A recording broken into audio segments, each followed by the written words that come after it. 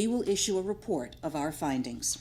And if we discover unconstitutional patterns or practices, the Department of Justice will announce them publicly. We will seek a court-enforceable agreement with the Chicago Police Department and work with the city to implement appropriate reforms.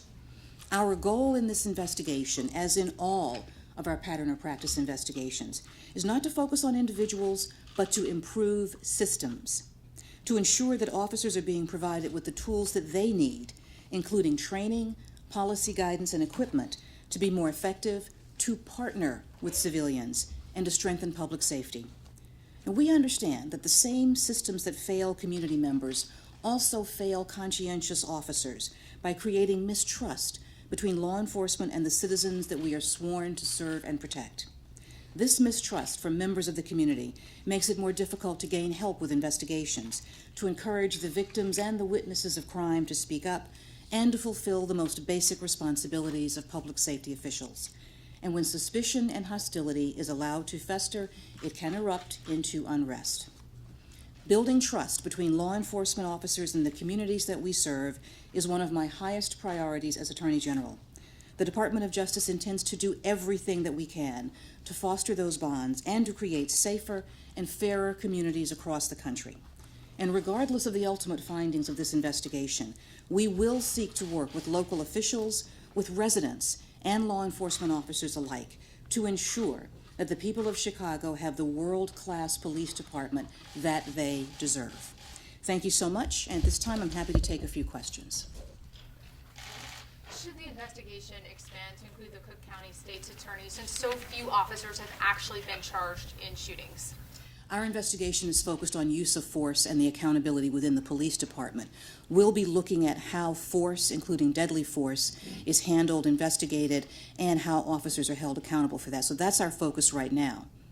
Madam Attorney General, could you please tell us, I've been sleeping in Chicago sometimes, and maybe if U.S. Attorney Farden wants to join in.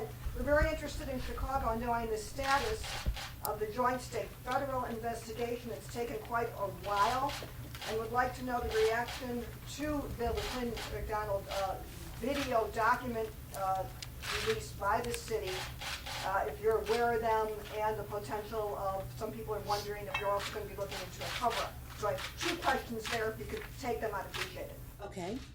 With respect to the investigation into the death of Mr. Laquan McDonald, as has been announced earlier, that investigation is ongoing. It is being conducted by the U.S. Attorney's Office for the Northern District of Illinois, and as with all of our investigations into whether or not there's been a civil rights violation, particularly when there's been a death resulting from police interaction, those investigations are thorough, they are independent, they are impartial. We review the relevant federal statutes, which are, of course, a different set of statutes from what the state's attorney has at their disposal, and we are thorough and efficient in ours. We don't predict the timing of any of those investigations, so I'm not able to give you that particular answer. And what about the documents that came out that talk about how the police account of what happened is different from what the video showed? Anything to say on that? What I can tell you is that all the information will be factored into the federal investigation. We don't comment on the evidence while that investigation is ongoing for obvious reasons, but all of that information is factored into that, and I'm not able to give you any more comments on that at this time. Thanks. A question. Actually, I was curious, obviously Chicago is one of the largest police departments in the country. How does the size affect the ability to find pervasive, sweeping civil rights abuses? Because I imagine when you look into a department with that many officers, you're going to find some bad apples, but you're also going to find plenty of, upstanding good police officers. It's obviously 10 times bigger, or however much times it's bigger than Ferguson. So I'm just curious, how much that complicates your efforts. I think it's important to note that when we do a pattern or practice investigation, particularly when we focus on the systems involving use of force, deadly force, and accountability, what we are looking at to see is how does the Chicago Police Department track and treat those types of actions. So a lot of the review that we do is of the systems of the Chicago Police Department. And of course, that will entail a review of how they've handled specific matters. But what we are looking at is to see whether or not the police department, as a systemic matter, has engaged in constitutional violations of policing. This involves a review, as you note, of a host of evidence. Because this case will be worked in conjunction with the Civil Rights Division and the U.S. Attorney's Office of the Northern District of Illinois, we feel confident that we'll be able to cover that. And this gentleman had a question. Evidence in this case found its way to the Corporation Council in the city of Chicago. Will officials at City Hall be part of this review? And secondly, a question to Mr. Farden, will you be considering obstruction of justice charges against any police officer who may have been on the scene that night? With respect to your first question, then I'll turn to Mr. Farden for the scope of his investigation. With respect to your first question, what we will be looking at again is the Chicago Police Department's method and manner of dealing with use of force, particularly deadly force, and whether or not we find racial, ethnic, and other disparities in how they handle those force allegations. It will encompass a number of things, including how officers are disciplined and the disciplinary systems. We will be working with city officials, but the matters that you're talking about seem to relate to a different issue. What I will say is that we will take information from all interested parties. We are particularly interested in hearing from community groups and community members. We are particularly interested in hearing from the rank and file police department. And obviously we do have contact with City Hall as we do this investigation. But our investigation is independent. It is not tied to either the findings or the actions of other entities. And with respect to your second question, I believe you had a question about the specific McDonald investigation. Will Mr. Farden, in his investigation, consider obstruction of justice charges, possibly against other officers in the Chicago Police Department? So at this point in time, we're not predicting what charges, if any, will be brought. You can't speak. I will let him speak, but I will tell you that as a general matter, when we have an open investigation, we do not discuss what specific charges may be brought until the resolution of that investigation. What she said. Thank you, Attorney General. I will only add that I do think it's important, as the Attorney General was explaining, to understand that the pattern and practice investigation that is being launched today, which is very important and positive, I think, for the city of Chicago, is, I do understand. Individuals, people that live in the greater Chicagoland region are concerned about that, given recent reports that there are differing versions of what happened out there, and they don't seem to jive, if you will, with what we see on the video. I completely understand your question. I do think it's important to recognize that today's pattern and practice investigation and the launch of this investigation is related to but separable from what you're asking about, which is the Laquan McDonald incident. And we do not comment on pending investigations other than to reiterate what the Attorney General has already said, which is we do what we do independently. We do it with vigor. We look at all relevant aspects and options as we pursue a case, and it is not unique to this case. The U.S. Attorney's Office in Chicago has a great history of doing that and proving that it is both independent and appropriately aggressive when it comes to ferreting out criminal conduct. But I'm not going to comment on specifics as to this particular investigation. Evan, and then 2, 3, and 4. Well, this is a question for both of you, if you will. Part of the criticism of this case has been how long it's taken for any measure of justice to be taken as a result of what happened in that incident. My understanding is that the video, the big piece of evidence, the video was turned over to federal authorities 9 days after it happened. Can you confirm that, and can you tell us, what's taken this long for your investigation? I'm not going to speak to timelines, specifically what evidence we received and when we received it during the course of the investigation.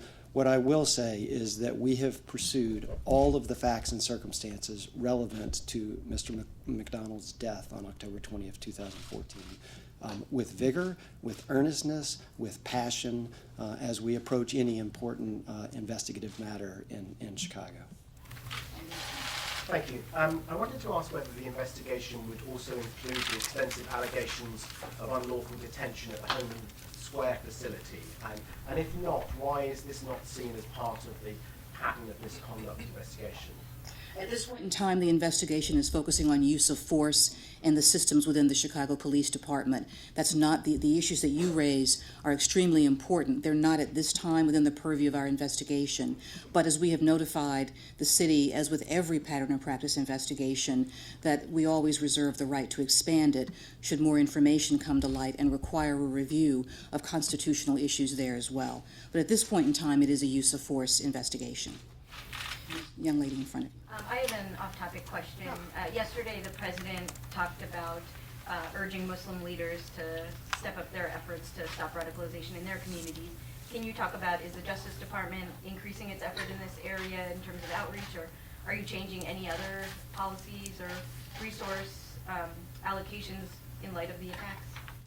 Well, with respect to the engagement of the Muslim community in dealing with the issue of homegrown violent extremism and the susceptibility, particularly of young people, to these messages from abroad that encourage them down the path of radicalization, I think the president was appropriately noting that this is a problem for all Americans, and every community has a stake in dealing with this issue, and that where people may be closest to a situation, they have a responsibility as well to try and intervene. We are always reviewing our efforts at countering extremism, not just the Department of Justice, but the Department of Homeland Security. Every United States Attorney's Office is involved in outreach to Arab and Muslim communities, and we're always looking to improve not only our relationship with those communities, but how those communities can be empowered to deal with this issue as well.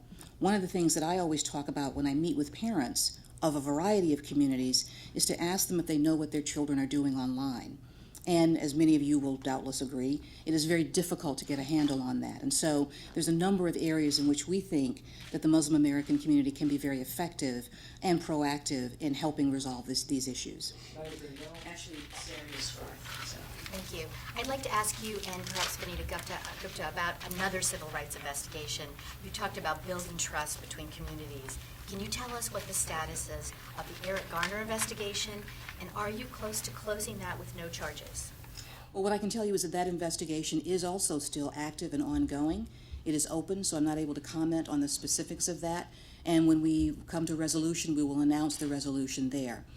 So I'm not able to give you a comment on that case specifically, except to say that it is being conducted by the U.S. Attorney's Office for the Eastern District of New York, an office with which I have some passing familiarity.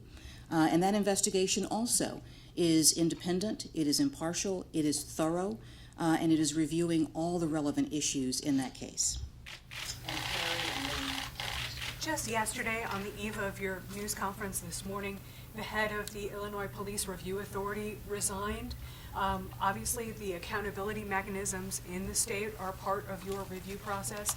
Can you talk a little bit about how important it is to have a functioning discipline system for police who do fall off the path? Well, I don't have any comment on the personnel actions that may have been taken with regard to any board at this time. What I can say is that whenever we have an investigation, particularly into use of force and accountability, that the issues of how a police department not only tracks but resolves and disciplines for those uses of force is a key element of that. It's one of the many, many things that we'll be looking at and reviewing. But also, I don't want to make it seem as if we're limited simply to looking at Chicago's systems, because of course we need to hear from community members, from residents who have experienced situations where they may feel that the use of force was not dealt with appropriately. And so we compare those to how it's handled internally. The investigation covers a host of issues. I don't want to make it seem as if we're looking only at Chicago's systems, because it's very, very important that we hear also from community members. It's also important that we hear from rank and file police officers about their perceptions of their training, their perceptions of how use of force is handled from their perspective as well. A question, please, for Vanita Gupta. Based on your experience, your now long experience with these kinds of investigations, what would you expect the timeline to be? Are we in Chicago? Are we talking months or years? Speak to that. Sure. So as you know, probably, that we are unable to give any specific timeline. All we are able to say is that The department will be conducting this review in a very thorough manner and will not leave any stone unturned, and we look forward to working with everyone who has a stake in the Chicago Police Department. Madam Attorney General, as a sort of follow-up to that, with a department that's as big as Eric was saying, how far back does a review like this look? You know, is it 3 years, 10 years? How do you determine whether a police department as big as Chicago has a pattern or practice of discriminatory? Well, it's hard to say at this point how far back we'll go, simply because we have yet to begin. But we look at, for example, civilian complaints. We look at trends in civilian complaints. We look at trends in accountability and trends in discipline. And so we may start with one perspective, and it could very easily expand into a longer time frame. So at this point, I'm not going to cabin the time period of the review of the procedures and things that have been occurred. This gentleman's not asked. Just follow up on that, and then I got another question. The follow is, I think in the Cleveland police investigation, it went for 21 months. That would obviously take it past the tenure of political appointees under this administration. Are you confident that the Chicago pattern and practice review will be completed on your tenure? And then my main question is about the terrorism investigation. You mentioned in your interview on NBC that you were not sure what ideology motivated this attack. But then we have the president give a big Oval Office address talking about how we're going to step up our fight against ISIL and talking about this attack in some detail. How should I reconcile those two things? Are you now confident that this did have something to do with ISIL, whether or not it was directed by them? I'm just going to go in reverse order to deal with that issue, and then your question regarding the timeline of the investigation. At this point, we are discussing the San Bernardino investigation because we want the public to be aware of how these investigations are conducted, of their complexity, and the fact that they are, in fact, a marathon and not a sprint. And so we're trying to keep people informed while also maintain the integrity of investigative techniques and the like. So you do have us talking about this investigation more than we can talk about others, for example, as you see from the questions here today. At this point, we're not prepared to say we're not prepared to limit any particular ideology to what may have inspired these individuals. There are a number of groups that are on social media looking to encourage people to commit acts of violence within the homeland, and so at this point, we simply do not want to rule anything out. The president was talking about, however, the specter of ISIS, which is an evolving threat against American interests here and abroad, and our campaign to defeat ISIS, but also other terrorist groups that seek to harm American interests here and abroad. And with respect to your question about the timing, again, we can't give you any prediction on this. It is my view that these investigations are significant, they are important, and we feel that they will be carried out because, frankly, it's in the interest of the people of the city of Chicago who deserve a world-class police department and who deserve constitutional policing. And to this lady. With Reuters, I was wondering why the department did not open an investigation into the Chicago Police Department before the Illinois Attorney General called for it, given the volume of complaints against the department, and for how long the Justice Department was aware of the videos of Mr. McDonald's shooting death and the others, Ronald Johnson, Cedric Chapman, that are due to come out. So I'm not, as the U.S. Attorney has indicated, we're not going to comment on the timeline of evidence that comes in and our review of that.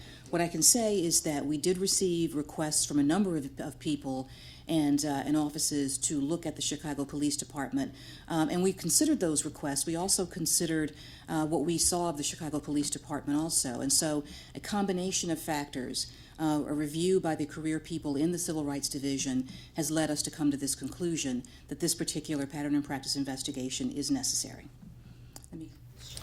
I don't know that anyone could have really predicted the sheer number of cases, shooting-related and police investigations that you've been asked to undertake, not only here, obviously, but Ferguson, South Carolina, Garner, Cleveland, et cetera, et cetera. Is the Department of the Civil Rights Division prepared in terms of funding and staffing and statutory authority to deal with these, or do you worry that the system is just going to become overwhelmed by all these investigations? Well, I will tell you that I'll always take additional resources should Congress seek to allocate them to me. We're confident that with the strong team that we are building with the Civil Rights Division in the U.S. Attorney's Office here in Illinois, that this case will be well-staffed. And also in other cases, we work very, very closely with our local U.S. Attorney's offices on these matters. And often they are the ones who bring them to our attention and work as we see on the underlying criminal cases. I have a follow-up to what he said, it'd be quick, do you have an idea of how many people then you're deployed? And to analyze all this vast amount of data, do you bring in like outside contractors and academics to help sift through this? So I won't comment on the size of the investigative team because that changes over time as we see the issues. What I can tell you is that in these cases we do rely upon police experts and people who are statisticians. But in this instance, we're not predicting the number of those individuals who would be involved because, again, it may change the more we get into the matter. You mentioned sort of briefly a preliminary review that was done. Can you sort of elaborate on what it was specifically that you were told during this preliminary review to make you think that there must be sort of systemic problems that are worth the Justice Department looking into? What kinds of problems did you hear? No, but nice try. No, we don't go into that. But what I will say is that we did review the requests. We reviewed what we saw at the Chicago Police Department and felt that this investigation was appropriate and this was the time to open the investigation. And this is gentleman in the back and then Paul. So talking about the number of investigations that are taking place, they're all reactionary to specific instances, some which have even led to civil unrest. But what can the department do beforehand to try to prevent things like this from happening in the first place? Well, what I would say is that all of the pattern and practice investigations are not totally reactionary in terms of specific cases. We often have situations where police departments reach out to us and request assistance in terms of training and collaborative reform. For example, in the Baltimore situation, that was an ongoing situation, and after working with the Baltimore Police Department, we felt that a pattern and practice investigation was required in that matter. So that was one where it had come about as a result of a different type of process. So when we are talking with the police department, we are looking to see the depth of the issues, whether or not the constitutional issues are implicated. That is the impetus for a pattern or practice investigation. And then Paula, and then. This administration has been so aggressive about opening civil rights cases, but as you said, you have a limited number of resources. I think the hope was that some police departments would see these high-profile cases, maybe take a hint, or try to take care of their problems on their own. But even a couple days ago, the mayor of Chicago didn't quite get it. Do you think that these high-profile investigations are sending a message? Do you think that police departments across the country get it in terms of excessive use of force and racial bias? What I will say is that in my discussions with police officers across the country, both the command and the rank and file, they look very carefully at the Department of Justice actions. And many of them do try and look at our consent decrees and look at the issues that spurred a pattern or practice investigation and try and implement issues or changes to avoid getting into that situation. And that, of course, is our hope. That, of course, is what we hope for. We hope that the reports, which are all on our website, I know that you all have read them intensely, but we hope that these reports do talk about situations in which police departments find themselves possibly having violated the Constitution. It is our view that police departments will and should look at those reports and take actions before it arises to the level of either a specific case or an incident involving a civilian and a law enforcement officer, or the department having to take action. Last question. When did your preliminary investigation begin? Did it begin before the call by the State Attorney General? Or did it begin before the public release of the video? I'm not going to comment on the timing of that. And then behind you, the gentleman had his hand up also. As recently as last week, the mayor of Chicago didn't want the Justice Department involved in the city. He's since relented. But how confident are you that you're going to get the cooperation of the city that you need? Well, we go into these investigations in every city hoping that we will receive the cooperation of the city.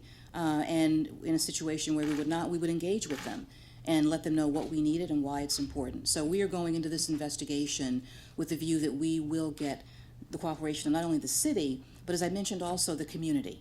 It's very, very important to us to hear from community members about these types of interactions. Madam Attorney General, last week at the Muslim Advocates Dinner, you had commented on DOJ vigorously working toward protecting any, those in the Muslim community and any anti-Muslim rhetoric that might come out of the attack that just occurred in San Bernardino. Can you elaborate on that and any types of measures DOJ is undertaking at the moment to kind of look at the red flags of that?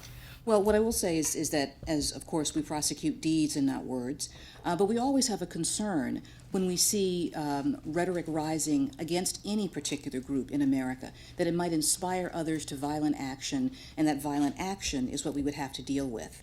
At this point, I think I would refer to how the President dealt with it last night, which is, as we consider the ways in which we keep American interests safe here and abroad, not to give in to fear and not to let fear make us abandon our values. So what we are focused on, obviously, is protecting all of the people under the ambit of the Department of Justice. And our concerns are that the understandable fears that are out there after San Bernardino not lead people to either take the law into their own hands or to take actions that are not going to be justified. Thank you so much. Thank you all.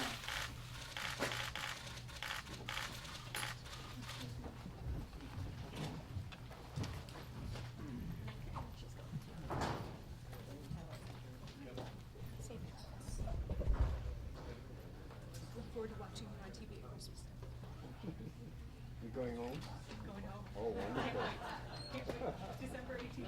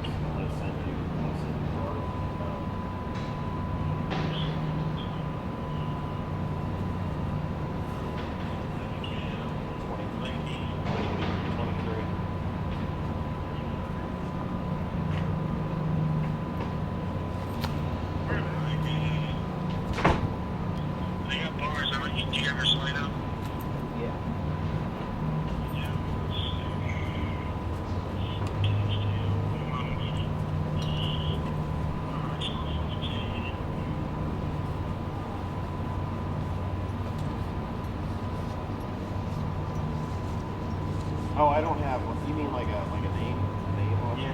No, I don't.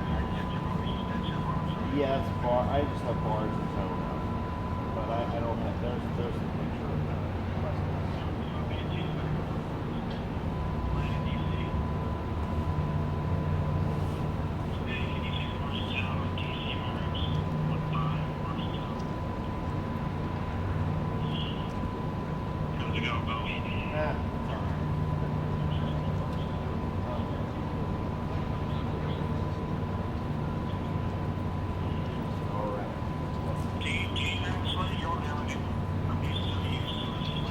Yeah, it's just this is the stakeout camera from the White House, so we don't have anything on.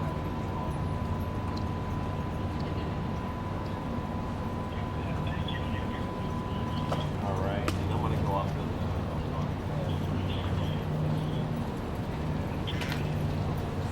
All right. 1, 2, 3, 4, 5, 6, 7, 8, 9, 10. Check, check, check. Gotcha. All right. Thank you. All right. Bye bye.